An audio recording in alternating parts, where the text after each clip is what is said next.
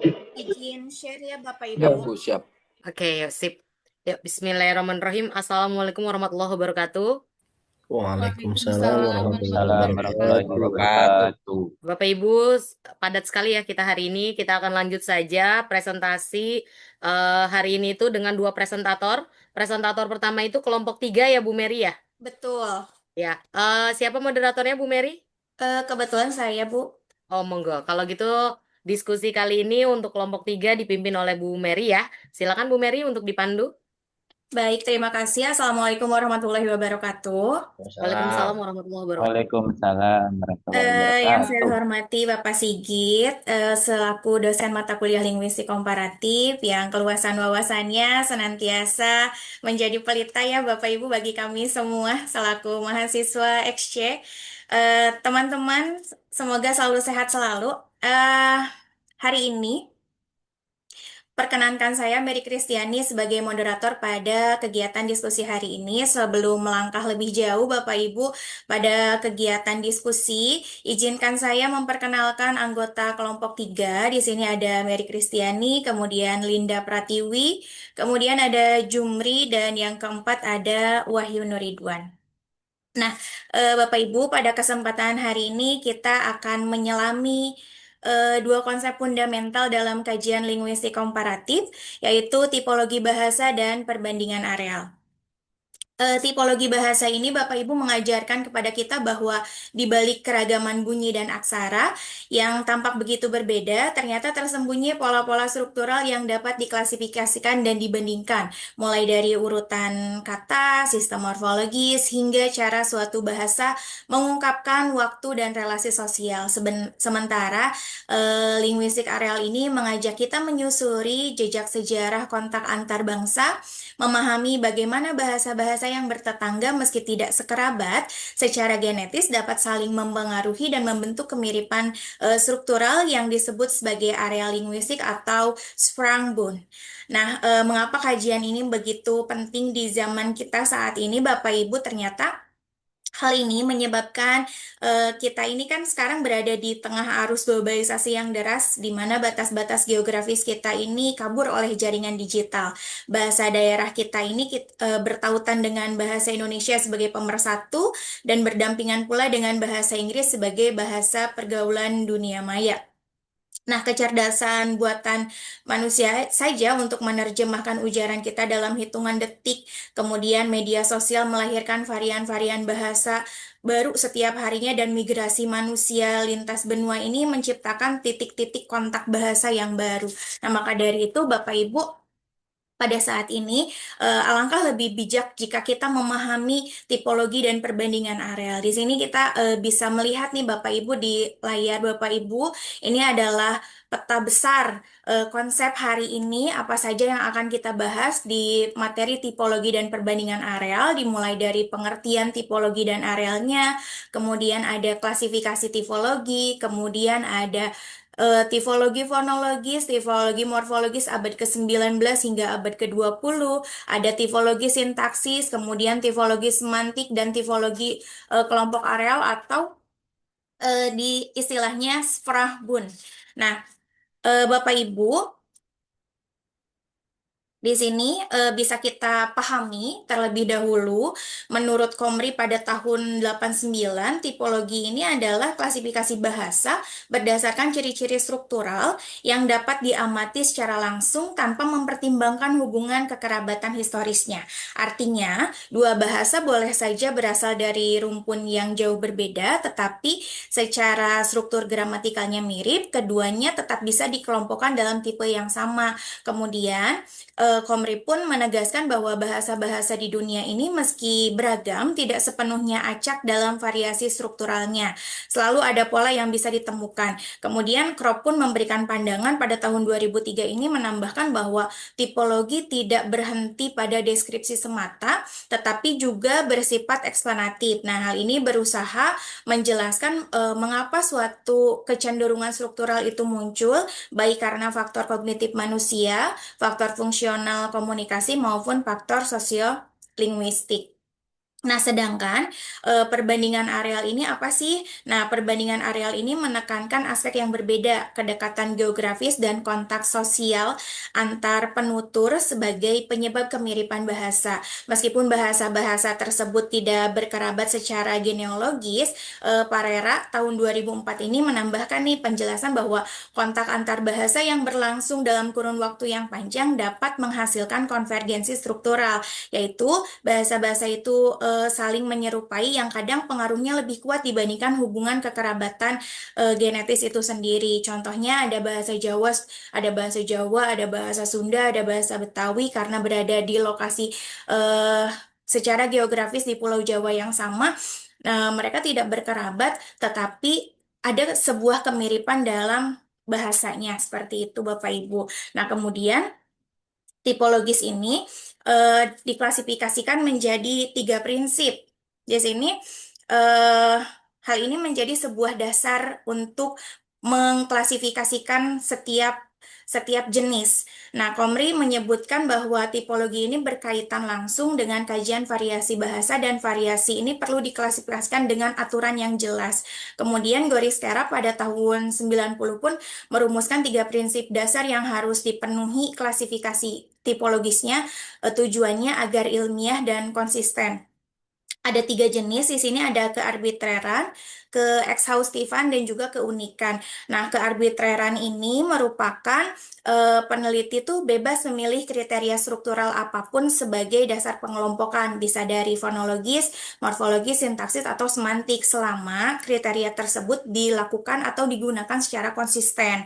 Kemudian kalau keekshaustifan, nah ini sistem klasifikasinya harus menampung seluruh bahasa di dunia, tidak boleh ada yang tertinggal satu pun. Jadi semuanya harus masuk ke dalam jenis tersebut. Nah, sedangkan yang ketiga ini adalah sebuah keunikan, artinya setiap bahasa ini hanya boleh menempati satu kelas dalam satu sistem klasifikasi yang sama, tidak boleh ada rangkap keanggotaan. Nah, bahasa Indonesia masuknya pada hal apa?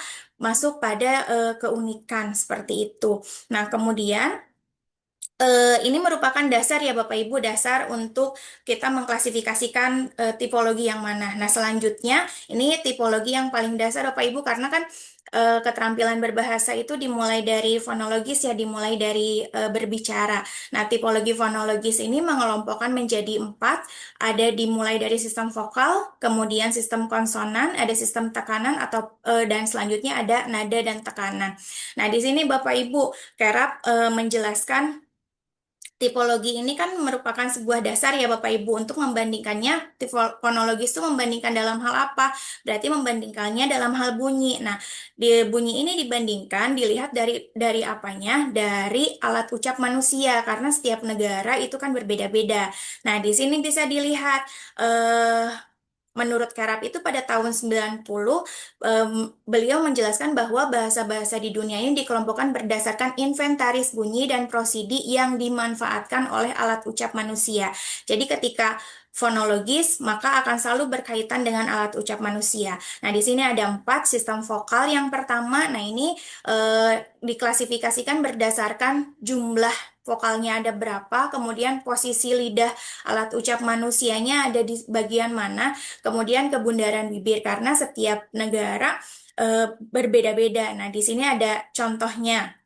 Bapak Ibu bisa dilihat. Nah, kalau misalnya yang sederhana itu hanya A, I, U. Sedangkan kalau di Indonesia itu kan vokalnya ada 5 ya, A, I, U, E, O. Nah, berarti Indonesia berada di posisi menengah kelasnya. Kemudian ada sistem konsonan. Nah, ini klasifikasi berdasarkan titik artikulasi atau hambatan udara. Dan ada tidaknya hambatan bersuara. Pasti ini pun akan berkaitan dengan alat ucap. Kemudian gugus konsonan. Nah, di sini toleransi berbahasa terhadap deretan konsonan atau klaster dalam satu suku kata tunggal ini tetap akan berkaitan dengan alat ucap itu sendiri, Bapak Ibu. Ketika kita, kalau masih ingat zaman dulu S1 belajar linguistik umum, fonologis itu ada tabel vokal, tabel konsonan, bagaimana kemudian ada di grafiknya ada gambarnya, bagaimana A itu muncul, posisi lidahnya seperti apa. Saya masih ingat bukunya Goris Kera kalau nggak salah yang warna hijau sampulnya. Nah, di sana dijelaskan kita bisa buka kembali, bisa membandingkan dari satu negara ke negara yang lain bagaimana vokal, konsonan, gugus konsonan dan parsodi ini saling berkaitan. Nah, kalau parsodi, tekanan ataupun nada ini bukan hanya pengucapan saja Bapak Ibu, tapi akan berkaitan dengan makna. Seperti itu. Penjelasan selanjutnya akan dibahas oleh Ibu Linda Pratiwi. Ibu Linda dipersilahkan. Baik, Assalamualaikum warahmatullahi wabarakatuh. Apakah suara saya terdengar dengan jelas? Halo? Terdengar Bu Linda. Terdengar, Ibu. Oke, Dengar, baik. Bu. Terdengar dengan jelas.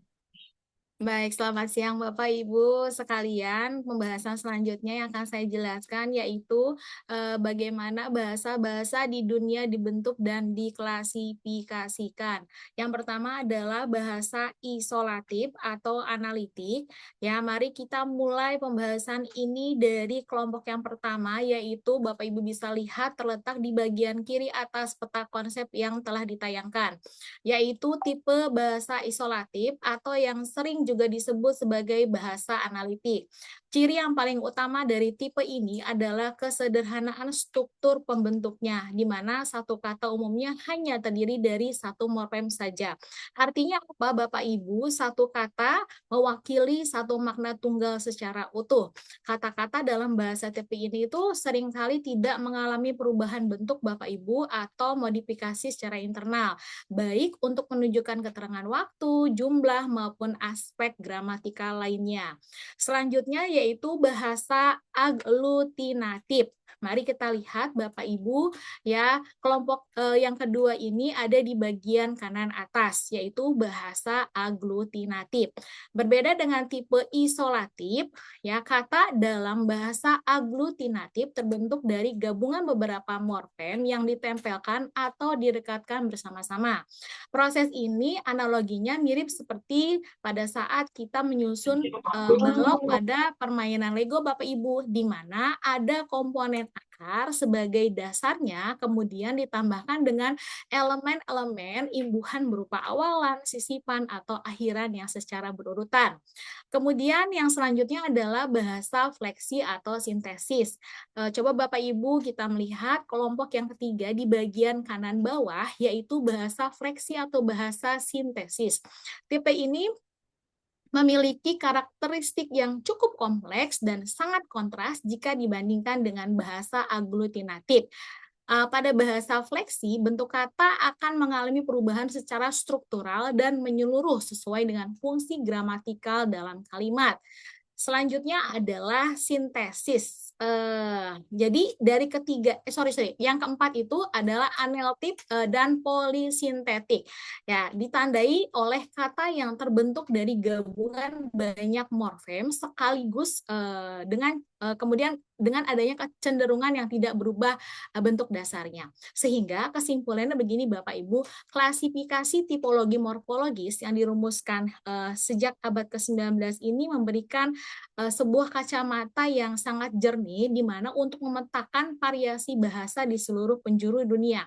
Melalui pemahaman ini kita dapat melihat sebuah spektrum bahasa yang dinamis, mulai dari bahasa yang sangat mandiri tanpa perubahan bentuk seperti tipe isolatif yang terstruktur rapi dengan tempelan imbuhan berlapis seperti aglutinatif, hingga yang sangat fleksibel dan berubah bentuk secara internal seperti tipe fleksi. Selanjutnya Bu Mary, slide-nya.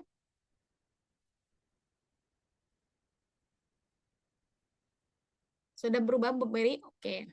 Selanjutnya adalah evolusi tipologi morfologis. Bapak Ibu sekalian, kita jalan-jalan ke abad ke-19 ya.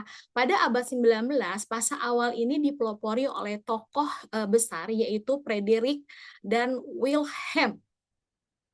pada masa ini, karakteristik pengelompaan bahasa cenderung masih sangat kaku, Bapak Ibu. Para ahli mengotak-ngotakkan bahasa-bahasa di dunia ke dalam 3 kategori mutlak yang terpisah, yaitu tipe isolatif, di mana kata-katanya tidak berubah bentuk, tipe aglutinatif yang gemar menempelkan imbuhan, dan tipe fleksi yang mengubah bentuk kata demi fungsi tata bahasa. Kemudian selanjutnya adalah pada tahun 1921 oleh Edward Sapir, ya, memasuki tahun 1921, Edward Sapir ini membawa sebuah perubahan besar, Bapak Ibu, yang disebut sebagai revolusi 3 parameter. Sapir menyadari bahwa bahasa tidak bisa dikelompokkan sesederhana itu. Oleh karena itu, Sapir menawarkan konsep baru yang lebih komprehensif dengan menggabungkan 3 parameter sekaligus, yaitu konsep gramatikal, teknis proses penataan kata, serta tingkat sintesis atau derajat kepadatan morfem dalam sebuah kata. Selanjutnya, pada tahun 1954, ada tokoh besar lagi yang namanya adalah Joseph Greenberg, membawa tipologi morfologis ke arah yang lebih ilmiah dan terukur melalui pendekatan kuantitatif yang objektif. Di sini metode matematis mulai diperkenalkan ke dalam dunia linguistik. Si tokoh ini memformulasikan cara menghitung indeks matematik berdasarkan rasio atau perbandingan antara jumlah morfem dengan jumlah kata secara teoritis. Selanjutnya, era yang terakhir adalah era kontemporer, ya. Sudut pandang di era kontemporer sudut pandang yang modern yang saat ini bergeser dari pandangan kaku yang di awal abad ke-19, ya, kini terdapat pengakuan yang sangat luas bahwa bahasa-bahasa di dunia itu sebenarnya berada di dalam sebuah sistem kontinu yang bersifat gradif. Artinya, karakteristik bahasa mengalir seperti spektrum warna yang saling bergradasi dan bukan lagi berupa kategori kotak yang kaku atau terpisah atau satu sama lain. Jadi sehingga sebuah bahasa bisa saja memiliki sifat isolatif sekaligus sedikit aglutinatif dalam waktu yang bersamaan. Next slide, Ibu.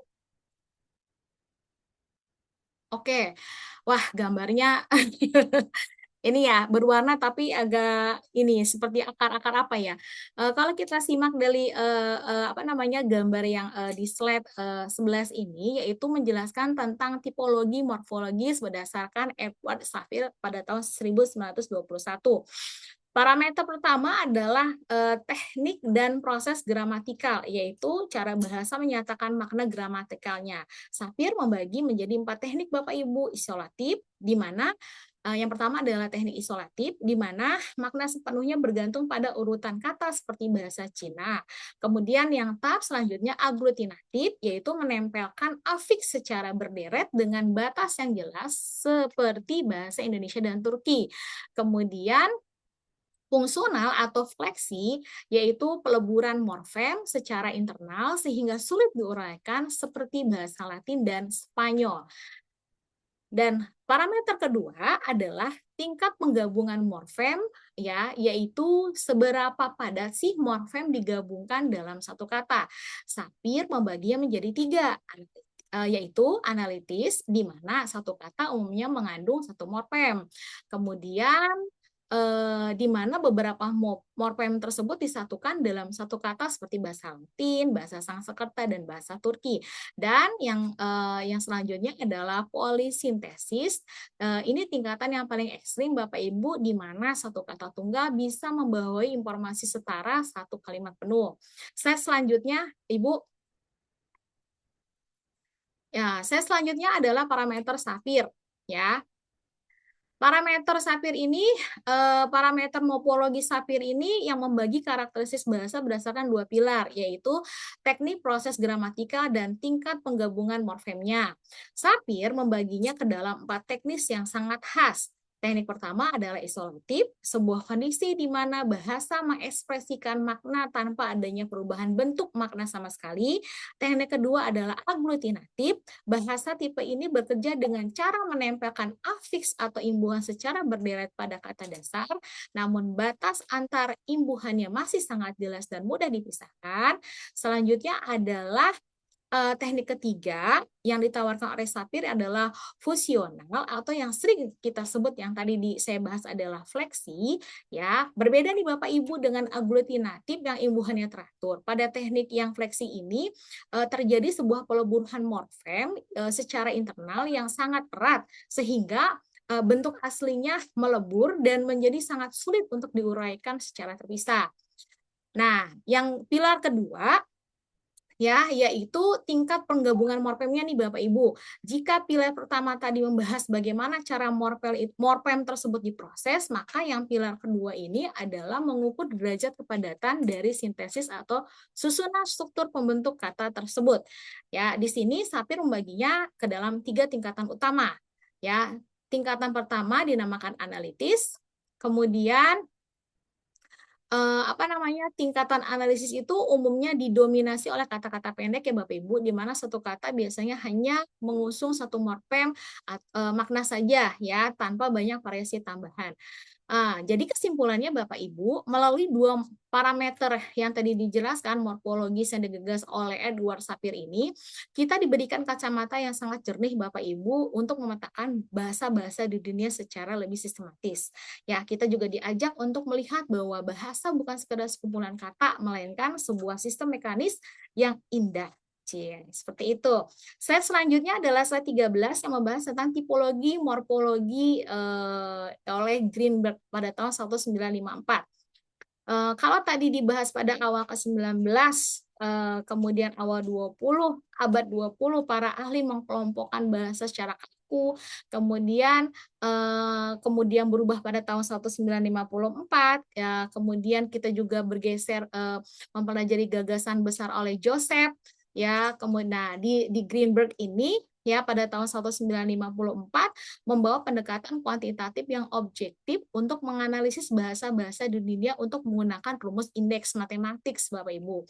Ya, pilar pertama itu ya yang menjadi fokus oleh Greenberg ini terletak di sisi kiri atas Bapak Ibu, yaitu indeks sintesis atau indeks of sintesis ya, disimbolkan oleh apa ya, ini ya saya bilangnya ya pokoknya ada gambar dolar, kemudian ada tulisan M seperti itu, atau bacanya di sini adalah morfem per word ya.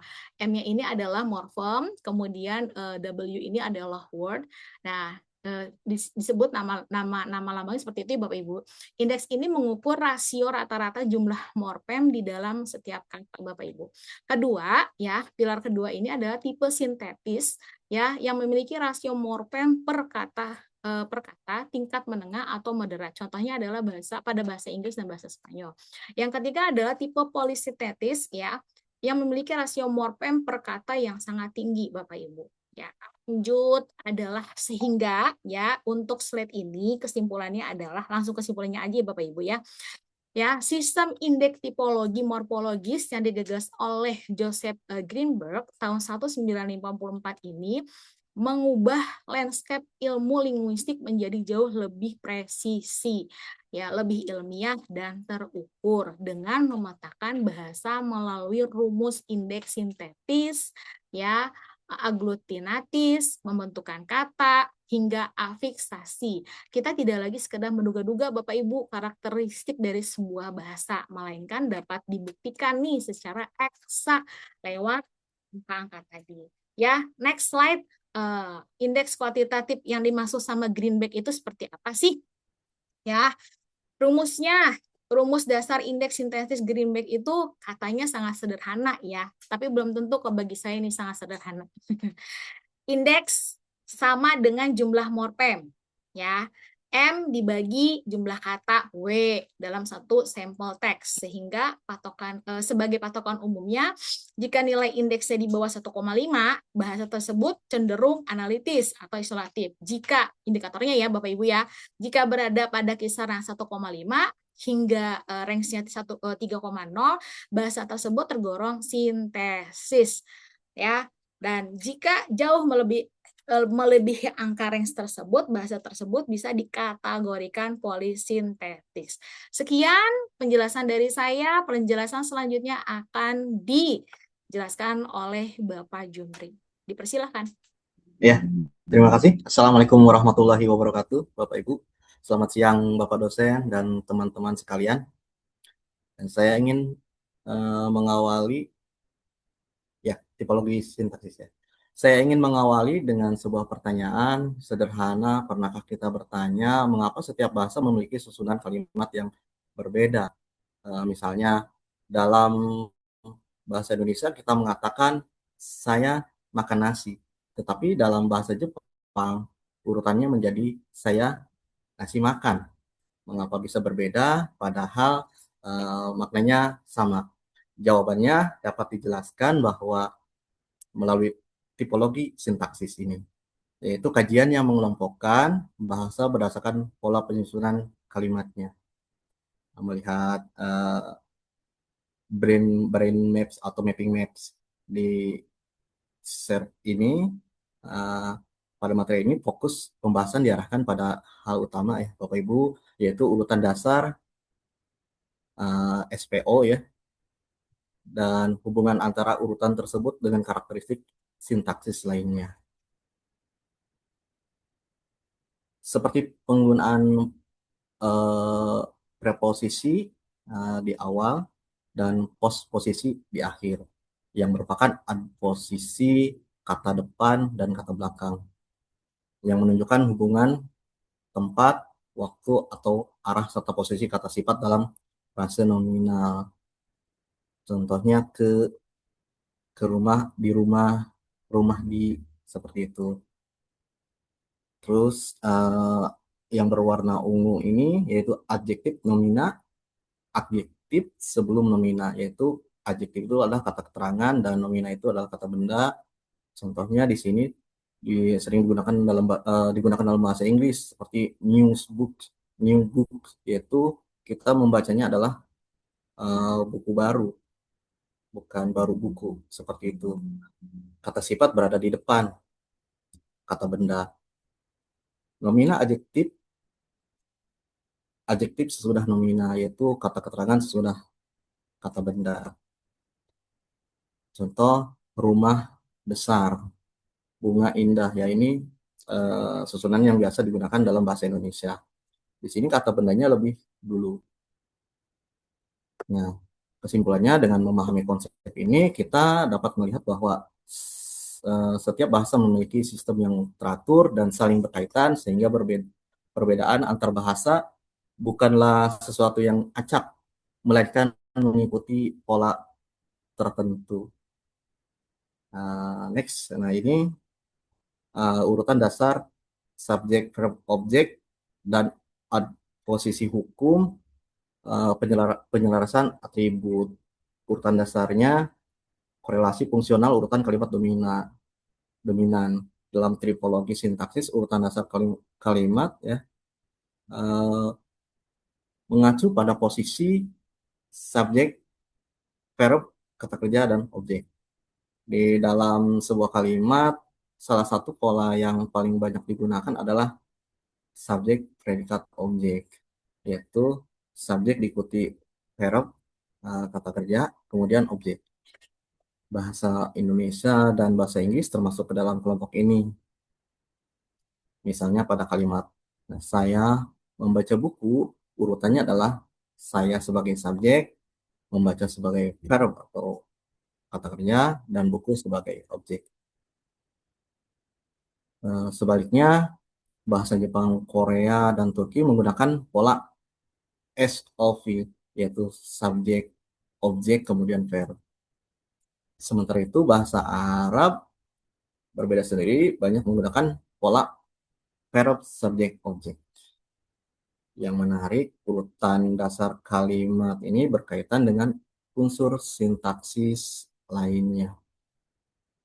Bahasa yang berpola subjek, predikat, objek umumnya menggunakan preposisi, yaitu diawali kata depan, yaitu kata depan seperti di rumah, ke sekolah, atau dari kantor. Sebaliknya, bahasa berpola subjek, objek, verb cenderung menggunakan pos posisi atau belakang, yaitu kata penanda hubungan yang diletakkan setelah nomina, setelah kata benda, seperti pada bahasa Jepang, gakoukara, yang berarti dari sekolah. Hubungan ini juga terlihat pada posisi kata sifat. Dalam bahasa Indonesia, kita mengatakan rumah besar, yaitu kata benda diikuti kata sifat. Sebaliknya, dalam bahasa Inggris digunakan pola big house, yaitu kata sifat mendahului kata benda. Dari uraian tersebut dapat disimpulkan bahwa urutan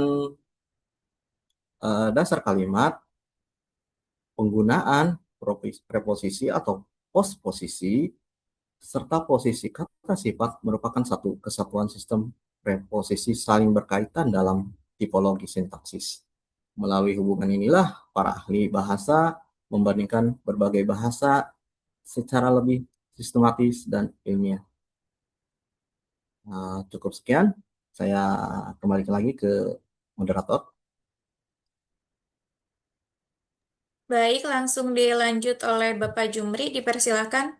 Baik, Bu, terima kasih. Assalamualaikum warahmatullahi wabarakatuh. Selamat pagi menjelang siang Bapak dosen dan teman-teman yang saya hormati. Pada kesempatan kali ini saya akan mempresentasikan tentang materi tipologi semantik. Tipologi semantik merupakan cabang ilmu linguistik yang mempelajari bagaimana setiap bahasa mengungkapkan makna. Walaupun semua manusia hidup di dunia yang sama, setiap bahasa memiliki cara berbeda dalam memberi nama, pengelompokan, dan menjelaskan suatu benda, peristiwa, maupun perasaan. Oleh karena itu, bahasa tidak hanya berfungsi sebagai alat komunikasi, tetapi juga sebagai cara manusia memahami dan menggambarkan dunia di sekitarnya. Menjelaskan kata transparan. Di sini, kata transparan adalah kata maknanya mudah dipahami dari unsur pembentukannya. Ketika kita melihat bentuk katanya, kita bisa langsung menebak artinya. Contohnya seperti pekerja, penulis, dan pembaca. Selanjutnya kata non-transparan. Seperti contohnya kursi, meja, buku, dan rumah. Selanjutnya kata genetik dan kata khusus. Kata genetik adalah kata yang memiliki makna luas karena mencakup banyak anggota dalam satu kelompok. Contohnya hewan, tumbuhan, kendaraan, dan buah. Misal kata hewan mencakup berbagai jenis seperti kucing, sapi, ayam, ikan, burung, dan kambing. Selanjutnya tipe kata khusus. Contohnya seperti kucing, burung, ikan, mangga, sepeda. Hubungan keduanya bersifat hierarkis, artinya kata khusus merupakan bagian dari kata yang lebih umum. Contohnya makhluk hidup, hewan, kucing. Semakin ke bawah, makna semakin spesifik. Selanjutnya motivasi kata. Motivasi kata merupakan alasan mengapa satu kata memiliki bunyi atau beberapa muncul karena meniru bunyi yang didengar manusia. Contohnya kukuruyuk meniru suara ayam, meong meniru suara kucing, tok tok tok meniru bunyi pintu, hai sayang meniru suara buaya darat. Jangan gitu ya. Selain itu, ada juga kata yang berbentuk berdasarkan kesepakatan masyarakat, misalnya kata rumah. Tidak ada hubungannya langsung antara bunyi rumah dengan bangunan tempat tinggal. Terus lanjut ke tipologi areal dan Sban ya. Tipologi areal adalah kajian dalam ilmu linguistik yang mempelajari persamaan dan perbedaan bahasa berdasarkan letak geografis wilayah penyebarannya. Dalam tipologi areal, yang menjadi fokus bukan asal-usul bahasa, tetapi bagaimana bahasa tersebut berkembang karena adanya hubungan bermasyarakat. Konsep Persban atau Liga Bahasa merupakan sekelompok bahasa yang memiliki banyak kesamaan diri ya. Contohnya seperti di les ini ada beberapa kontak area Sepresban ya, terbentuk ketika bahasa-bahasa tidak berkerabat secara genetik tinggal berdampingan. Pengembangan struktur gramatikal serupa akibat antar sosial. Di sini contoh dari kawasan Balkan seperti Albania, Bulgaria, Rumania, Yunani, Makedonia, dan sebagian Serbia. Walaupun bahasa-bahasa di kawasan ini berasal dari rumpun yang berbeda, mereka memiliki banyak kesamaan struktur gramatikal karena telah berinteraksi selama ratusan tahun. Ciri khas kawasan Balkan antara lain memiliki pola tata bahasa yang hampir sama, banyak menjadi peminjam kosakata, memiliki pengaruh kuat akibat hubungan budaya dan sejarah. Selanjutnya, kawasan Asia Tenggara merupakan salah satu wilayah Sepresban. Contohnya meliputi Indonesia, Melayu, Thailand, Vietnam, Laos, dan beberapa bahasa lainnya. Kesamaan yang muncul antara lain banyak kosakata yang saling pinjam, pengaruh perdagangan antar negara, adanya kemiripan pola kalimat tertentu, beberapa bahasa wilayah utara menggunakan sistem nada atau tonal. Selanjutnya kawasan Asia Selatan atau India Sepresban. Di kawasan India terdapat bahasa-bahasa Indo, Arya, dan Drapida yang sebenarnya berasal dari rumpun berbeda. Namun karena hidup berdampingan selama ribuan tahun muncul berbagai kesamaan seperti penggunaan bunyi konsonan refleks, kesamaan struktur kalimat, pengaruh kosakata antar bahasa, sistem gramatika yang saling mempengaruhi. Berdasarkan dari materi yang ini disimpulkan, topologi area mempelajari persamaan bahasa berdasarkan wilayah geografis. Kesamaan bahasa tidak selalu menunjukkan bahasa tersebut berasal dari keluarga yang sama. Dalam banyak kasus, kemiripan justru muncul karena adanya kontak antar masyarakat yang berlangsung lama.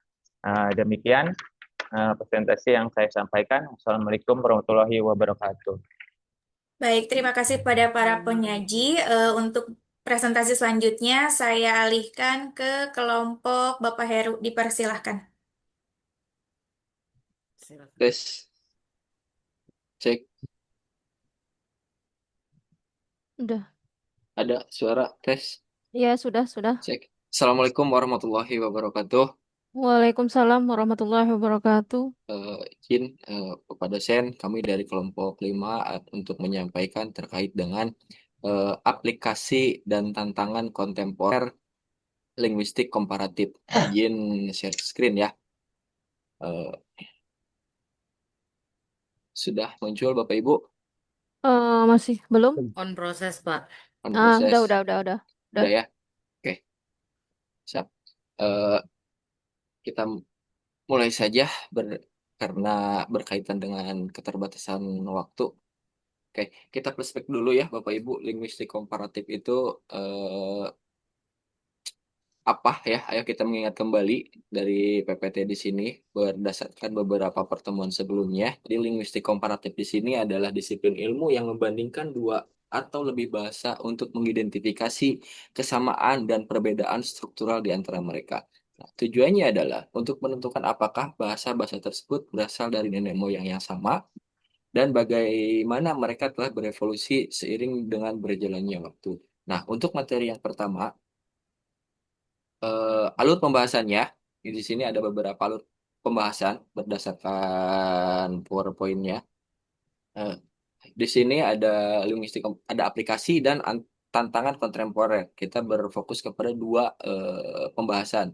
Yang pertama dari aplikasi itu melalui rekonstruksi bahasa proto, kemudian yang keduanya adalah pemerolehan bahasa alaminya. Nah, kemudian di tantangan kontemporer, nah, di sini ada beberapa subpoin dari mulai pelestarian, kemudian ada revitalisasi bahasa yang hampir punah, yang ketiganya ada keterbatasan data dan dokumentasi, kemudian yang keempat adalah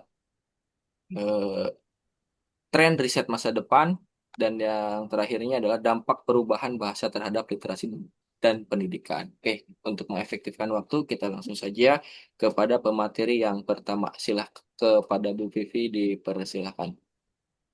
Baik, terima kasih Pak Heru. Langsung saja, yaitu yang pertama rekonstruksi bahasa proto, yaitu menurut Crosscraft, Rekonstruksi bahasa proto adalah usaha ilmiah untuk menyusun kembali bentuk bahasa purba atau proto yang sudah tidak digunakan lagi, berdasarkan perbandingan unsur-unsur bahasa yang berkerabat seperti bunyi, kata, dan bentuk gramatikal yang masih terdapat pada bahasa-bahasa turunannya. Proses rekonstruksi ini dilakukan untuk membantu menganalisis asal-usul suatu bahasa menggunakan petunjuk yang tersedia. Meskipun cara ini terkesan cukup terbatas karena hanya didasarkan pada sedikitnya petunjuk yang ada. Metode ini justru memungkinkan peneliti untuk dengan bebas mengeksplorasi bahasa-bahasa yang berpotensi masih berkerabat untuk menemukan bahasa purba atau protonya. Kemudian, pemoralan bahasa alami atau NLP. Pemrosesan bahasa alami NLP adalah teknologi yang memungkinkan komputer untuk menginterpretasikan, memanipulasi, dan memahami bahasa manusia. NLP ditemukan pada tahun 1950-an ketika para peneliti pertama kali bereksperimen dengan terjemahan mesin. Salah satu tonggak paling awal adalah eksperimen George Jetton IBM tahun 1954. Pemrosesan bahasa alami merupakan fitur utama otomatisasi bertenaga AI dan mendukung komunikasi antara mesin dan manusia secara waktu yang nyata. Teknologi AI generatif menandai terobosan besar dalam pemrosesan bahasa alami. Perangkat lunak sekarang dapat merespons secara kreatif lebih dari sekadar memproses, tetapi juga menghasilkan bahasa alami. Agent AI dengan kemampuan NLP dapat meringkas, merapat, menyusun email, dan menerjemahkan percakapan secara waktu nyata. Baik, Pak Heru, next selanjutnya. Slide selanjutnya. Oke, untuk pemateri yang berikutnya akan disampaikan oleh Pak Wendy. Silakan, Pak Suwendi. Terima kasih, Tantangan Pak. kontemporer. Ya. Ada suaranya, Bapak Ibu? Aman, Pak. Aman, terima kasih. Baik, Bapak Ibu, jika Bu Vivi tadi menjelaskan aplikasi yang membahas tentang rekonstruksi bahasa proto dan pemerolehan bahasa alami atau LANP, pada hari ini saya akan bahas menjelaskan tentang kontemporer linguistik komparatif. Suaranya kurang keras, Pak Wendy. Izin. Oh, siap.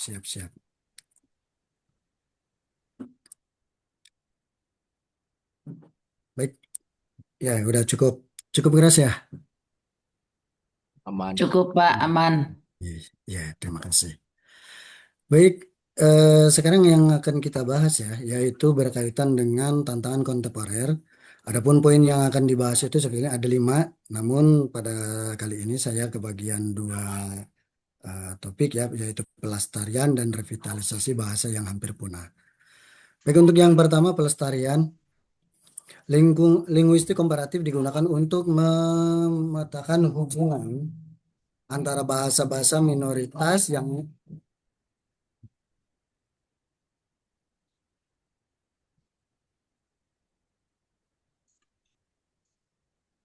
Wendy. maaf Bapak, Ampura ada ini dulu. Baik, saya ulangi penjelasannya ya.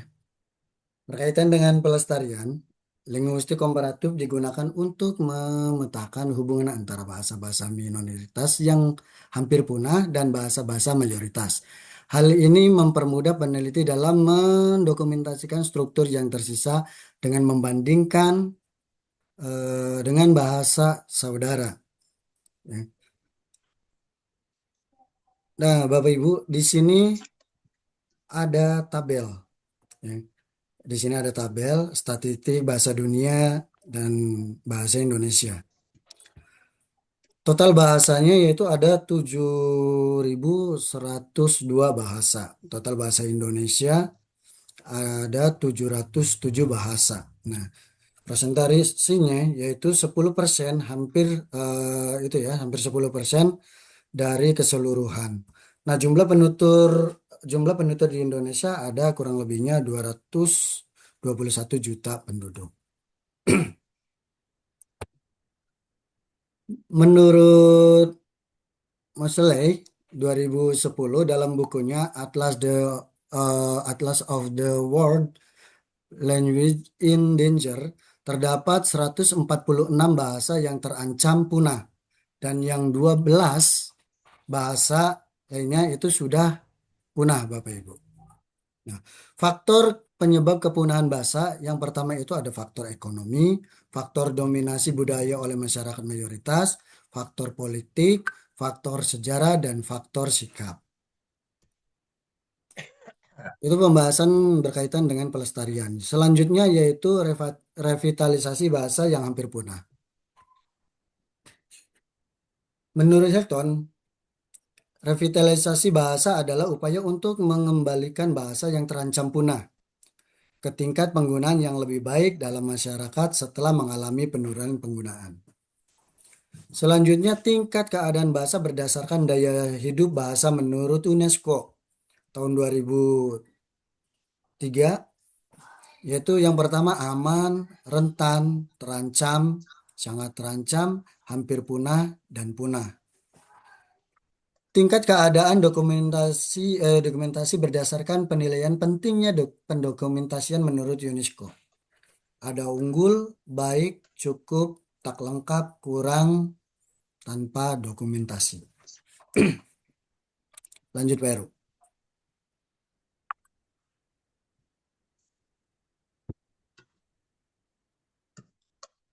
Baru? Udah pindah belum?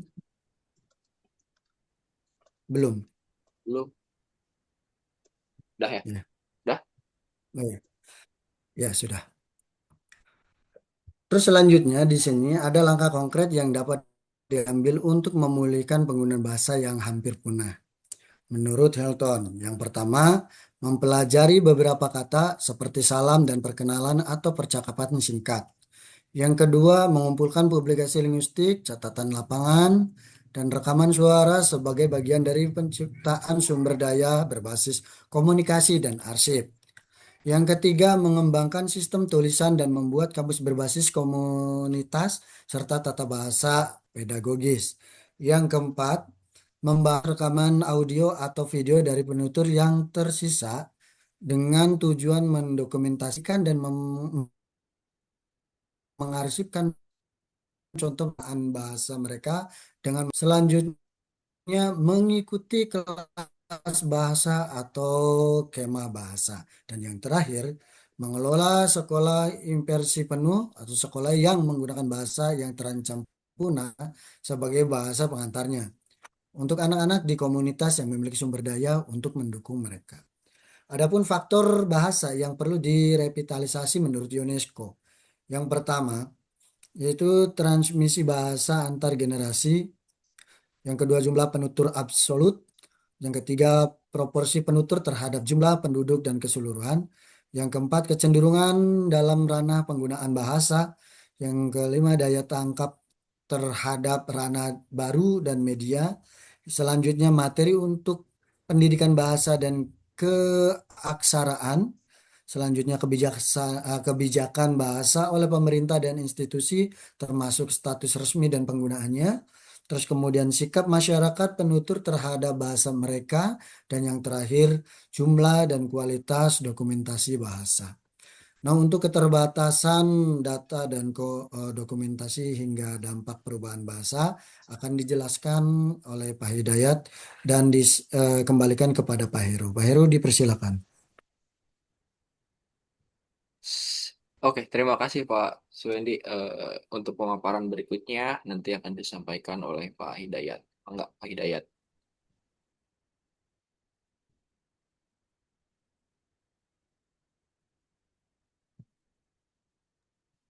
Cek, Pak Hidayat.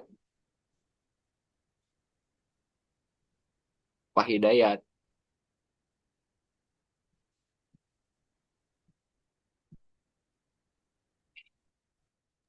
Hadir. Oke, mangga Pak Hidayat. Ya, terima kasih Pak Heru. Yang selanjutnya yaitu tentang keterbatasan data dan dokumentasi, di mana keterbatasan data dalam linguistik komparatif seringkali menjadi penghambat utama dalam penghambat utama bagi para peneliti untuk menyusun silsilah bahasa yang benar-benar akurat dan komprehensif. Masalah paling mendasar adalah adanya kesenjangan historis yang lebar, di mana banyak bahasa di dunia tidak memiliki tradisi tulis atau catatan purba, sehingga jejak evolusinya hilang ditelan waktu. Kondisi ini diperparah oleh fenomena kepunahan bahasa yang terjadi secara masif sebelum sempat didokumentasikan, yang secara otomatis memutus rantai informasi mengenai struktur fonologi maupun morfologi bahasa asli tersebut. Tanpa adanya dokumentasi primer yang valid, para linguis terpaksa mengandalkan metode rekonstruksi yang sering kali bersifat spekulatif dan hanya berupa hipotesis teoritis yang sulit dibuktikan kebenaran historisnya secara empiris. Lalu bagaimana dengan dokumentasinya? Upaya pendokumentasian bahasa terancam punah di Indonesia mulai gencar dilakukan pada tahun 2000-an. Upaya tersebut umumnya dilakukan oleh yayasan, institusi, atau perguruan tinggi, baik yang berasal dari dalam negeri maupun dari luar negeri yang sungguh-sungguh mempunyai perhatian besar terhadap masalah kebahasaan.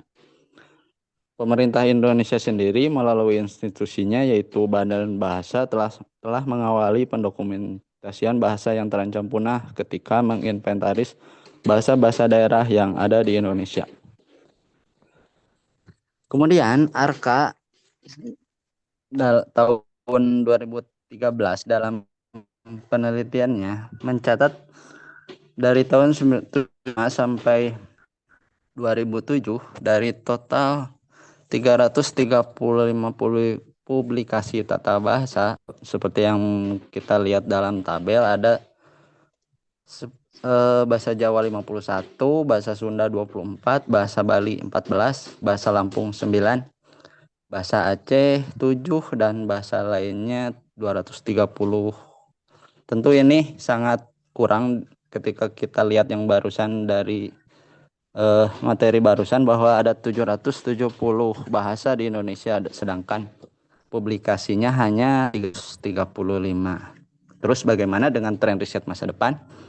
Perkembangan bahasa Indonesia di era digital dipengaruhi oleh kemajuan teknologi informasi yang memperkata kata dan tapi sekaligus menimbulkan tantangan dalam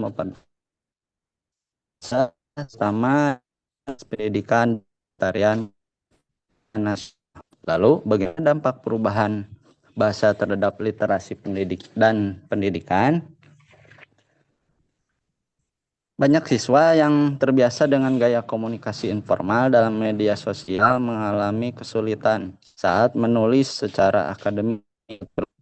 Agustin, Puspitasari, dan Sari,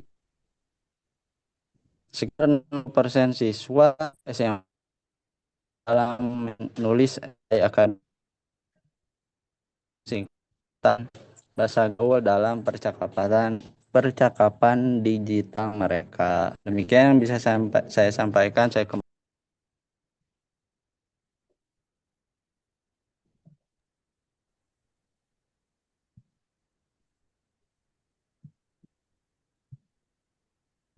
Baik, terima kasih Pak Hidayat untuk kesimpulannya. Mau tanya jawab diskusi dulu Pak atau langsung ke kesimpulannya? Ya, jadi Bapak rasa sudah cukup ya untuk sesi hari ini. Untuk pertanyaannya, jika teman-teman masih ingin bertanya, nanti di keep dulu untuk minggu depan saja, dicatat dulu ya. Ada beberapa agenda yang harus Bapak siapkan termasuk artikel ya, biar nanti rekan-rekan juga harus bisa melihat artikelnya ya. Jadi Bapak targetin harus selesai di hari Minggu atau Senin paling lambat insya Allah ya, kalau nggak ada halangan. Dan terima kasih untuk dua kelompok hari ini yang sudah mempersiapkan ya dengan baik ya dan lengkap. Kita tepuk tangan dulu ya teman-teman di sini dan juga yang sebelum-sebelumnya juga sudah. Dan untuk agenda minggu depan, Bapak berharap kalian bisa hadir ya, karena ada beberapa ya kisi-kisi soal ya, dan juga penting ya. Dan itu adalah sesi terakhir kita untuk bisa hadir. Dan sekali lagi, untuk pertanyaan-pertanyaan tolong di-keep dulu, disimpan dulu untuk minggu depan jika ada yang mau disampaikan ya. Karena Bapak ada beberapa agenda yang harus diselesaikan juga. Dan untuk teman-teman yang belum tes lisan, mohon maaf ya karena waktunya nggak cukup sehingga Bapak kirimkan penggantinya ya. Udah Bu Listi kirim ya, dijawab dengan baik. Nanti Bapak akan masukkan record dan teman-teman yang sudah tes lisan yang tidak perlu lagi ya, dan sudah Bapak record dengan baik ya, baik pertanyaannya maupun jawabannya dan nilainya juga ya. Nah, jadi itu saja dari Bapak. Terima kasih atas kehadiran Bapak Ibu. Jaga kesehatan, kelola stres, dan olahraga rutin, dan tidur tepat waktu sebelum jam 10, dan makan teratur sesuai dengan jadwalnya. Siap. Makan yang baik adalah mengikuti makan 3J. Makan dicek jumlahnya, jamnya, dan jenis makanan. Karena Mantap. hati-hati, Iya, Pak. mulutmu bisa membunuh dirimu sendiri. Betul. Betul. Terima kasih. Terima kasih. Assalamualaikum warahmatullahi wabarakatuh. Waalaikumsalam Warahmatullahi warahmatullahi wabarakatuh. wabarakatuh. Terima kasih, Pak. Sebentar, Siang Pak. semua. Git,